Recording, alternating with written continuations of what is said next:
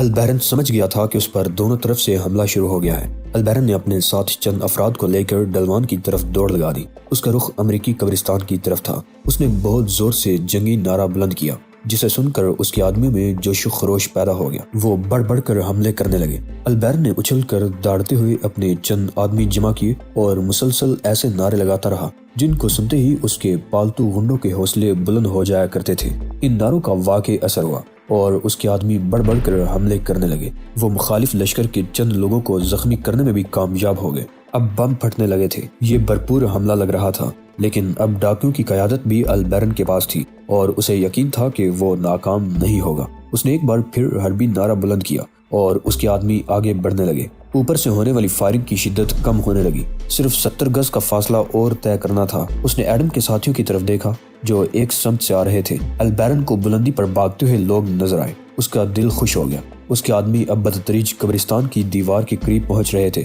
ان میں سے بعض تو دیوار پر چڑھنے بھی لگے تھے، لیکن پھر اچانک نہ جانے کیا ہوا کہ دیوار بم کی طرح پھٹی اور اڑنے لگی۔ پتھر اور مٹی اس کے آدمیوں پر گرنے لگی۔ وہ حواس باختہ ہو گیا۔ جال!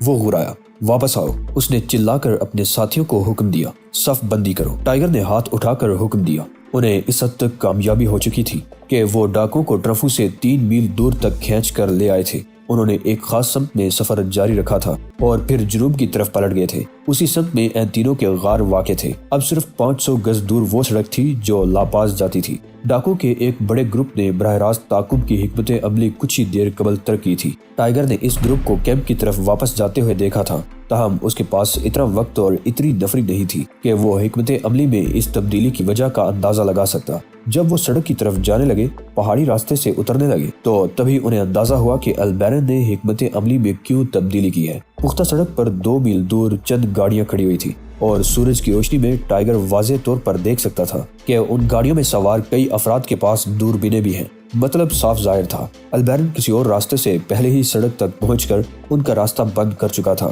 ٹائیگر نے اپنی فورس کو بریفنگ کے لیے جمع کر لیا۔ جب تک ہم سنگلاخ علاقوں میں رہیں گے، اس وقت تک یہ لوگ ہمیں نہیں پکڑ سکتے، کیونکہ اس کے لیے ضروری ہوگا کہ وہ گاڑیاں چھوڑ کر پیدل آئیں، اور اگر یہ پیدل آئیں گے تو ان کے کئی افراد مارے جائیں گے۔ اب صورتحال یہ ہے کہ ہمیں بہر صورت آگے جانا ہے۔ ہماری حکمت عملی یہ ہوگی کہ ہم چلتے رہیں اور اگر حملہ ہو تو آگے بڑھنے کے ساتھ ساتھ جواب بھی دیتے رہیں۔ وہ آگے بڑھتے رہے، لیکن پھر برساتی خشک قدرتی نالوں نے ان کا راستہ روک لیا۔ ابھی تک البیرن اور اس کے آدمیوں کی گاڑیاں ان سے دور تھی۔ اس کی وجہ یہ تھی کہ ٹائیگر جس راستے پر سفر کر رہا تھا اس پر براہ راست حملہ کرنا ممکن نہ تھا۔ 2 افراد ایک جگہ رک کر آسمان کا جائزہ لینے لگے۔ ٹائیگر کے باقی ساتھی بھی رکے تو انہیں بھی آسمان سے گڑگڑاہٹ کی آواز سنائی دینے لگی۔ ٹائیگر کی نظریں بھی آسمان کی طرف اٹھ گئی۔ اسے بہت بلندی پر ایک طیارہ نظر آیا۔ اس نے فوراً پہچان لیا، یہ F-18FA تھا۔ مطلب یہ تھا کہ میکسیکو کی ایئر فورس بھی میدان میں نکل آئی ہے، لیکن بہتر حالت میں اور پوری تیاریوں کے ساتھ نہیں۔ ٹائیگر کے حساس کانوں نے اندازہ لگا لیا کہ طیارے کے انجن کی آواز اچھی نہیں، اس میں کوئی خرابی ضرور ہے، اور پھر اسے یقین اس وقت ہوا۔ ہواباز یقیناً لینڈنگ کے لیے مناسب جگہ کی تلاش میں تھا۔ طیارے کے انجن ایک لمحے کے لیے بند ہوئے اور پھر دوبارہ چلنے لگے۔ طیارہ اب کراس ونڈ اپروچ سے سڑک کی طرف آ رہا تھا۔ ٹائیگر کو یقین ہو گیا کہ پائلٹ سڑک پر ہی طیارہ اتارنے کا ارادہ کر چکا ہے۔ دیکھتے دیکھتے طیارہ پختہ سڑک پر اتر گیا اور جلد ہی ایک جگہ رک گیا۔ ٹائیگر کا خیال تھا کہ البیرن طیارے تک پہنچنے کی کوشش نہیں کرے گا، لہٰذا اس نے اپنے لوگوں کو ہدایت کی کہ وہ تیزی سے طیارے تک پہنچنے کی کوشش کریں۔ محض سرسری نظر سے ہی اسے احساس ہو گیا کہ البیرن ان کی نقل و حرکت دیکھ چکا ہے۔ اس نے ان کی حکمت عملی کا بالکل ٹھیک اندازہ لگایا تھا، لہٰذا گاڑیاں آہستہ آہستہ چلنے لگیں، جبکہ پیدل چلنے والے بعض افراد اور 4 ویل گاڑیاں ان سے الگ ہو کر اس طرف آنے لگیں جس طرف وہ چل رہے تھے۔ ٹائیگر کے لوگوں کی قمیص پسینے سے کالی ہو رہی تھی، آنکھیں چمک رہی تھی اور چہرے پسینے سے تر ہو رہے تھے، تاہم ٹائیگر بار بار انہیں مزید تیز چلنے کی تلقین کر رہا تھا۔ ابھی تک طرفین میں سے کسی نے بھی گولی نہیں چلائی تھی۔ ان کے درمیان محض چند 100 گز کا فاصلہ رہ گیا تھا اور طیارہ ان کے درمیان کھڑا تھا۔ پھر اچانک ہی سامنے سے آنے والے پلٹ گئے اور عقب سے ایک ٹولی تیزی سے ان کے پیچھے لپکی۔ ٹائیگر کے لیے یہ بہترین موقع تھا۔ اس نے فوراً ایک ٹیلے کی طرف اشارہ کیا۔ اس کے تمام ساتھی اسی ٹیلے کی آڑ میں سمٹ گئے۔ ٹائیگر نے AK-47 بردار 2 افراد کو ہدایت کی کہ وہ یہاں مورچے سنبھالیں۔ اور باقی افراد کو لے کر طیارے کی طرف لپک گیا۔ ہیلو، میں تمہارا دوست ہوں، اس نے پائلٹ کے خوفزدہ چہرے کی طرف دیکھ کر مسکراتے ہوئے کہا۔ ہواباز کی حالت خراب تھی، وہ انجن ٹھیک کرنے کی کوشش میں پسینے پسینے ہو رہا تھا۔ شکریہ سینور، انجن سے سر اٹھا کر ہواباز نے کہا۔ اس کے ہاتھ میں ایک اسکرو ڈرائیور تھا۔ کیا یہ بلاک فیول لائن ہے؟ ٹائیگر نے ایک ٹیوب لائن کی طرف اشارہ کرتے ہوئے پوچھا۔ اوہ، ہواباز اسے غور سے دیکھ کر بولا۔ میرا خیال ہے کہ آپ بھی ہواباز ہیں سینور۔ بالکل، ٹائیگر نے ہنس کر کہا اور پھر اشاریہ 45 نکال کر بولا، اور اس وقت مجھے طیارے کی سخت ضرورت ہے، ٹھیک ہے نا؟ تمہارا دماغ خراب ہے شاید۔ ہواباز کا لہجہ اچانک بدل گیا۔ کیا تمہیں علم نہیں کہ یہ میکسیکو کی فضائیہ کا فوجی طیارہ ہے؟ طیارہ اغوا کرنے کے بعد تم بچ نہیں سکو گے۔ میں جو کچھ کہہ رہا ہوں اس کی وضاحت کے لیے میرے پاس وقت نہیں ہے۔ ادھر پہاڑوں کی طرف ڈاکوں کی پوری فورس موجود ہے اور میں اسے ختم کرنا چاہتا ہوں۔ ان کی کمین گاہیں تباہ کرنے کے لیے بمباری ضروری ہے۔ کیا یہ مسلح ہے؟ ٹائیگر نے ایک جانب اشارہ کر کے پوچھا۔ ہاں، ہواباز نے بے چارگی سے کہا۔ اور مشین گنیں؟ ذرا جلدی۔ او بھائی، ڈاکو کسی بھی وقت ادھر دعویٰ بول سکتے ہیں۔ ٹائیگر کا جملہ ابھی پورا بھی نہیں ہوا تھا کہ ایک طرف سے سب مشین گن کی آواز سنائی دی۔ یہ ٹائیگر کے آدمی ہی تھے۔ ٹائیگر نے ہواباز کی مزاحمت دیکھ کر اپنے ساتھیوں کو اشارہ کیا، لہٰذا 2 افراد نے ہواباز کو دبوچ کر طیارے سے باہر کھینچ لیا اور ٹائیگر کاکپٹ میں بیٹھ گیا۔ الیکٹرک سٹارٹنگ ڈیوائس کی غیر موجودگی میں اس نے شاٹ گن سٹارٹر استعمال کرنے کا فیصلہ کیا۔ اس نے اپنے ایک آدمی کو براس شاٹ گن شیل دیا اور اسے ہدایت کی کہ فائرنگ میکانزم میں کسی طرح بلینک سٹیل ڈالا جائے۔ ساتھ ہی خبردار بھی کیا کہ وہ طیارے کے دیگ کامت پنکھوں سے دور رہے۔ Magnetic switch on. ٹائیگر نے سٹارٹنگ ڈیوائس کو چھیڑا۔ ہلکی اور دبی دبی سی آواز آئی، مگر انجن میں زندگی کے آثار نمودار نہ ہوئے۔ فیول لائن کو پہلے بھرنا ضروری تھا۔ ہچکچاہٹ کے ساتھ انجن زور سے کھانسا، پھر خاموش ہو گیا۔ ٹائیگر نے دوسری کوشش کی۔ اس بار انجن میں تھر تھراہٹ پیدا ہوئی۔ ٹائیگر نے مزید پیٹرول کھولا۔ طیارے کی دم اٹھی اور بریکوں میں تھر تھراہٹ کا احساس ہوا۔ ایک بریک لاک کر کے اس نے مزید پیٹرول دیا۔ اب میک چیک کا وقت نہیں تھا۔ اس نے بڑی نرمی کے ساتھ تھروٹل کھولا اور پاور استعمال کی۔ دم اٹھنے لگی۔ اس کی نظریں ایئر سپیڈ پر مرتکز ہو گئی جو 100 ناٹ سے اوپر ہو رہی تھی۔ اب وہ سٹک پیچھے لے جانے لگا۔ طیارہ آگے بڑھا، اوپر اٹھا اور پھر بلند ہونے لگا۔ وہ عمودی پوزیشن میں طیارہ چلانے لگا۔ اس کے سامنے افق تک کوئی بادل نہ تھے۔ وہ چند لمحے تک آسمان کو تکتا رہا اور پھر زمین کی طرف دیکھنے لگا۔ نیچے اس کے ساتھی AK سے فائرنگ شروع کر چکے تھے۔ ٹائیگر نے طیارے کی دم تقریباً مکمل طور پر نیچے کی طرف کر دی۔ اب وہ ڈاکو کے اوپر پرواز کر رہا تھا۔ اس نے لبلبی پر انگلی رکھ دی۔ وہ نشانے سے مطمئن ہوا۔ اس نے لبلبی دبا دی۔ اسی لمحے 6 مشین گنیں ایک ساتھ کھلی اور پھر نیچے سے گرد و غبار کا ایک طوفان اٹھ کھڑا ہوا جس کے باعث نیچے کا منظر آنکھوں سے اوجھل ہو گیا۔ طیارہ تیزی سے ڈاکوں کے اوپر سے گزرتا چلا گیا۔ ٹائیگر نے آگے جا کر طیارے کو پھر واپس گھمایا اور پھر افقی پرواز کرنے لگا۔ ایک ہی لمحے بعد طیارہ عمودی پرواز کرتا ہوا ڈاکوں کی گاڑی کے اوپر پہنچ گیا۔ 3 انچ لمبی اور نصف انچ موٹی گولیوں کی بارش گاڑی پر ہونے لگی۔ گاڑی سے شعلے بلند ہوئے اور نیچے ڈاکوں کے اعضاء کٹ کٹ کر رقص کرنے لگے۔ خون، تیل اور پیٹرول صحرا کی خشک ریت میں جذب ہونے لگا۔ زندہ بچ جانے والے ڈاکو گاڑی سے کود کود کر پناہ کی تلاش میں بھاگنے لگے۔ وہ پرواز کرتی ہوئی موت سے بے حد خوفزدہ تھے۔ موت ان کے اوپر پرواز کرتی رہی اور انہیں کہیں پناہ نہیں ملی۔ گولیاں ان کے جسموں میں پیوست ہوتی رہیں۔ ان کے ارد گرد نارنجی رنگ کے شعلے رقص کرنے لگے۔ دھول اڑنے لگی اور وہ گر گر کر مرنے لگے۔ جو لوگ گاڑی میں نہیں تھے اور بچ نکلے تھے انہیں ٹائیگر کے ساتھیوں نے آڑے ہاتھوں لیا۔ ٹائیگر نے نیچے دیکھتے ہوئے کہا اور پھر طیارہ بلند ہوتا چلا گیا۔ اب وہ لینڈنگ کے لیے تیاری کر رہا تھا۔ سڑک پر ٹچ ڈاؤن کے ساتھ ہی اس نے ایک سمت میں 2 جیپیں آتی ہوئی دیکھی۔ وہ ان کا مقصد سمجھ گیا۔ اب واپسی کی کوئی گنجائش نہیں تھی۔ جیپ کا رخ اسی کی طرف تھا اور اس پر نصب راکٹ لانچر صاف نظر آ رہا تھا۔ لانچر کا رخ اسی کی طرف تھا اور یہ بات بہت واضح تھی کہ ٹارگٹ وہی ہے۔ ٹائیگر نے آرمنگ بٹن دبایا اور دوسرے ہاتھ سے گیئر دبایا۔ طیارہ اب باری ہو گیا تھا اور ٹائیگر خطرے سے نمٹنے کے لیے مسلسل اقدامات کر رہا تھا۔ جیپ پر سوار عملہ لیٹ گیا اور گنز نے ٹارگٹ لینا شروع کر دیا۔ ٹائیگر کا انگوٹھا سرخ بٹن پر پہنچ گیا اور پھر فوراً ہی 6 انچ کے 4 راکٹ پروں کے نیچے سے نکل کر جیپ کی طرف تیر گئے۔ ٹائیگر کو طیارہ سنبھالنے کی زبردست کوشش کرنی پڑی کیونکہ رن وے پر دوڑتے ہوئے طیارے سے راکٹ برسانا خود طیارے کے لیے غیر معمولی بات تھی۔ اس نے بڑی مہارت کے ساتھ طیارے کو جیپ میں گھسنے سے بچا لیا۔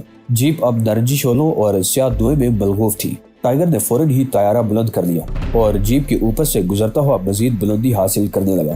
اس پر اس وقت عجیب سی کیفیت طاری تھی۔ کسی نے بھی اسے رن وے پر دوڑتے ہوئے راکٹ فائر کرتے اور طیارے کو اس طرح بلند کرنے کی تربیت نہیں دی تھی۔ اس نے طیارے کو فضا میں کئی بار گھمایا कलाबाजियां खाई और एक बार फिर लैंडिंग के लिए सड़क के ऊपर पहुंच गया। दुम ने जो ही सड़क को छुआ, टाइगर को ऐसा लगा जैसे दुनिया छुप गई हो। मामा, मैंने जिंदगी में पहले कभी ऐसी फ्लाइंग नहीं देखी थी जनाब, हवाबाज ने किसमिसाते हुए कहा। उस वक्त टाइगर 18FA के कॉकपिट से उतरकर उसी समत में आ रहा था जहां टाइगर के लोगों ने हवाबाज को काबू में रखा था। टाइगर उसकी बात सुनकर मुस्कुराने लगा। क्या तुम्हें यकीन आएगा कि मैंने तीसरी मर्तबा ये तैयारा उड़ाया है लेफ्टिनेंट, उसने हंसते हुए कहा। मेरे खुदा, सारी जिंदगी मेरी ख्वाहिश रही कि किसी जंगी मिशन पर जाऊं, लेकिन ये ख्वाहिश कभी पूरी नहीं हुई। लेफ्टिनेंट ने बड़ी हसरत से कहा, वैसे आपने कमाल कर दिया। बचे हुए डाकू की तलाश में किसी को भेज दो। टाइगर ने अपने साथियों को हिदायत की और फिर फ्लाइट लेफ्टिनेंट की तरफ पलटा। उसका लहजा बहुत नरम था। सुनो दोस्त, अब तमाम हालात को हकाइक के तनाजुर में देखो। जरा सोचो कि जब तुम वापस जाकर ये कहोगे कि तुमने तरह तरह डाकू के खिलाफ कार्रवाई की और उन्हें बर्बाद कर दिया, तो तुम्हें कितनी जल्द तरक्की मिलेगी। मुमकिन है कि तुम्हें बराह रास्त कर्नल ही बना दिया जाए। लेफ्टिनेंट का चेहरा खुशी से तमतमाने लगा, ताहम फौरन ही उसके चेहरे पर मुर्दरी छा गई। लेकिन इन यरगमालियों का क्या होगा जो उसकी कैद में है? वो बहुत जल्द रिहा कर लिए जाएंगे और मैं तुम्हें यकीन दिलाता हूँ कि उनमें से किसी को खराश भी नहीं आएगी। तुमने मैक्सिको के दुश्मन पर जो मुजाहिदाना हमला किया, उसकी वजह से तमाम यरगमाली बच भी जाएंगे। मेरे खुदा, आप कौन हैं? इस पूरे खेल में आपका क्या किरदार है जनाब? मेरा नाम विंस्टन टी हैकवर्थ स्वयं है, उसने अपना तारुफ कराया और फिर फौरन ही ये तय पाया कि हवाबाज ये बयान देगा कि अल्बैरन बाज यरगमालियों को मुंतकिल कर रहा था कि उसने उस पर हमला कर दिया और उन्हें यरगमालियों से इल्म हुआ कि बाकी यरगमाली कहाँ हैं। ठीक है, ठीक, मुमकिन है कि बात बन जाए। मैं अपनी रिपोर्ट में उसी को बुनियाद बनाऊंगा। हवाबाज की आंखों में फिर चमक ऊद कर आई। मैं तुम्हें ये भी बताऊंगा कि यरगमाली कहाँ छुपे हुए हैं। तुम्हें बहुत से एजाजात मिलेंगे लेफ्टिनेंट, टाइगर ने फिर उकसाया। मिस्टर हैकवर्थ, हवाबाज ने गाल खुजाते हुए पुरतशवीश लहजे में कहा, लेकिन हमें फसाद की जड़ अल्बैरन और उसके साथी एडम तो मिला ही नहीं। क्यों, क्या वो लाशों में शामिल नहीं? टाइगर ने अपने एक आदमी से पूछा। नहीं जनाब, ट्रफू के एक आदमी ने कहा। वो वाज़े तौर पर मायूस नजर आ रहा था। फिर ये मसला अभी पूरी तरह खत्म नहीं हुआ। टाइगर ने सर हिलाते हुए कहा, लेकिन फिलहाल इतना ही काफी है कि तुमने डाकू से तरह तरह मुकाबला किया। क्यों, ठीक है ना लेफ्टिनेंट, जैसा आप मुनासिब समझे मिस्टर हैकवर्थ। हवाबाज बहुत मुतासिर नजर आ रहा था। मैं वही करूंगा जो आप कहेंगे। मैं तैयारा लेकर अपने अड्डे पर वापस जाना और वहाँ पूरी रिपोर्ट पेश करना चाहता हूँ। हवाबाज के बाद ट्रफू वालों को इस बात पर रजामंद करने में बहुत दुश्वारी हुई कि वो इस पूरे खेल में टाइगर का नाम नहीं आने देंगे। सिर्फ ये कहेंगे कि उन्होंने डाकुओं को घेर कर खुले इलाके में आने पर मजबूर किया। कुछ देर बाद वो लोग भी वापस आ गए जो कार गुस्ताफ की कमान में गए थे। उसने बेहतरीन सेहत वाले चंद अफराद को मुंतखब करके इन तीनों के गारों की तरफ भेजा ताकि वो बाकी यरगमालियों को ले आए। उसने उन्हें भी समझा दिया कि कहानी में इसका नाम न आने पाए। उसने डाकू की बाकियात का सफाया करने का काम मैक्सिको की फौज पर छोड़ देने का फैसला किया। 2 दिन और 2 रातों की मुसलसल और कड़ी पूछगछ के बाद टाइगर की कहानी तस्लीम कर ली गई। उसे रिहा कर दिया गया क्योंकि ट्रफू के बाद किसी भी शख्स ने यह तस्लीम करने से इनकार कर दिया था कि टाइगर ने इस मिशन में किसी भी हैसियत में हिस्सा लिया था। फिर जब उसकी शानदार कश्ती वहां पहुंची तो यह बात साबित हो गई कि वो विंस्टन टी हैकवर्थ ही है। वो कश्ती पर पहुंचा तो वहां बहराम और ओशान मौजूद थे। ओशान हस्बे मामूल जली कटी सुना रहा था और उसे इस बात पर शदीद गुस्सा आ रहा था कि टाइगर ने हमले के लिए तैयारा क्यों इस्तेमाल किया। अगर खुद हाथों में पत्थर लेकर उड़ते और पथराव के जरिए दुश्मन का खात्मा करते तो मैं तुम्हें यकीनन शाबाशी देता। अहमक लड़के, तुम तैयारों में परवाज करके सनाजू के फन की तौहीन कर रहे हो। मैं? टाइगर ने मुस्कुराकर अपने सीने पर उंगली रखते हुए कहा, सनाजू के फन की तौहीन कर रहा हूँ लिटिल फादर। हाँ बिल्कुल, कतई, ओशान गुराया। तुमने सनाजू के फन ही की नहीं, मेरी भी तौहीन की है। वो कैसे? तैयारा इस्तेमाल करके मशीनों पर एतबार करना सनाजू की तौहीन है। तब फिर आप सफर के लिए तैयारा क्यों इस्तेमाल करते हैं फादर? टाइगर ने पूछा। सिर्फ सफर के लिए, और दौरान परवाज पूरी तरह तैयार रहता हूँ। मशीन दगा दे जाए तो मैं तैयारा छोड़कर उसे बेहतर परवाज कर सकता हूँ। ना शुक्र। अमेरिकी अखबारात ने यरगमालियों की बाजियाबी के बारे में शायद सुर्खियां शाया की। इन शायद सुर्खियों में अल्बैरन का नाम नुमाया था। अल्बैरन को वाकई आलमी शोहरत मिल चुकी थी, मगर जिस किस्म की शोहरत वो चाहता था वो नहीं मिली। उसे किसी भी अखबार ने सदर नहीं लिखा था। उसके बारे में हर अखबार ने यही लिखा, जुनूनी डाकू अभी तक फरार है। मुलजिम की गिरफ्तारी के लिए कोशिशें जारी हैं। दूसरे लोगों की तरह टाइगर से भी पूछगछ की गई और जब उसे छोड़ दिया गया تو اس نے ایلینا سے ملنے کے لیے اس کو فون کیا۔ ایلینا اس کی آواز سن کر کھل اٹھی۔ ٹائیگر نے ایلینا سے ملنے کے لیے تیاریاں شروع کر دی۔ ونسٹن ہیکورتھ کے لیے سلے ہوئے شاندار سوٹوں میں سے ایک بہترین سوٹ نکال کر پہنا۔ اخبارات یہ خبر پہلے ہی شائع کر چکے تھے کہ کشتی ونسٹن ہیکورتھ لا پاس سے روانہ ہونے والی ہے۔ لاس کینڈلز کی عالمی شہرت تھی۔ یہ خاموش اور سادگی سے سجا ہوا ڈرائنگ روم فرنیچر سے بھرے ہوئے ڈائننگ ہالوں کے قطعی برعکس انتہائی پرسکون تھا۔ یہاں بیٹھ کر خلوت کا لطیف احساس ہوتا تھا اور حقیقتاً ایسا لگتا تھا جیسے کھانا کھانے والے اپنے گھر میں کھانا کھا رہے ہوں۔ ٹائیگر اور ایلینا 4 افراد کی چھوٹی سی خوبصورت میز پر بیٹھے ہوئے اسی پرسکون ماحول میں باتیں کر رہے تھے۔ لوزا کو دیکھ کر ٹائیگر بار بار افسردہ ہو رہا تھا کیونکہ اسے ریوز یاد آ رہا تھا۔ اسے یاد تھا کہ وہ ریوز کا نام لے کر کس طرح لوزا کو چھیڑتا رہا تھا۔ ویسے ابھی تک ٹائیگر یہ نہیں سمجھ سکا تھا کہ ریوز بار بار لوزا کو کیوں دیکھ رہا تھا۔ کھانے کے بعد وہ سیڑھیاں اتر کر سڑک پر آئے۔ سڑک پار ڈانس ہال تھا جہاں لاس کینڈلز میں کھانا کھانے والے ڈنر کے بعد لطف اندوز ہونے کے لیے آتے تھے۔